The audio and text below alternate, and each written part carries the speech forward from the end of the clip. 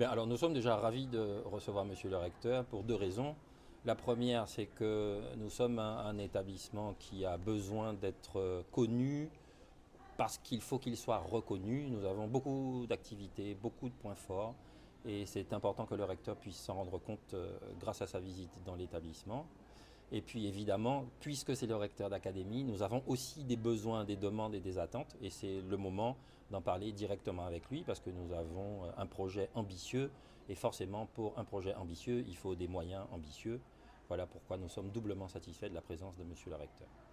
Alors parlez-nous un peu de votre gestion des enfants difficiles. Alors, je n'aime pas dire que nos élèves sont difficiles, j'aime dire que nos élèves ont des difficultés. D'accord? Parce qu'il y a des adultes difficiles, enfin, vous voyez ce que je veux dire en disant ça. L'idée pour nous, c'est d'accueillir l'élève tel qu'il est et de lui faire prendre conscience que le plus important pour lui, c'est de développer son potentiel. Et ça passe par deux choses qui nous paraissent importantes. La première, c'est la prise de confiance en soi et l'estime de soi, ce qui est parfois difficile pour beaucoup de nos élèves qui viennent de familles ou de quartiers difficiles. Et la deuxième chose, c'est que nous voulons que nos élèves soient à la fois autonomes et ambitieux, parce que je crois que beaucoup de Guadeloupéens se trompent en imaginant que la Guadeloupe est isolée du reste du monde. Nous avons besoin de l'accompagnement du rectorat pour plusieurs choses.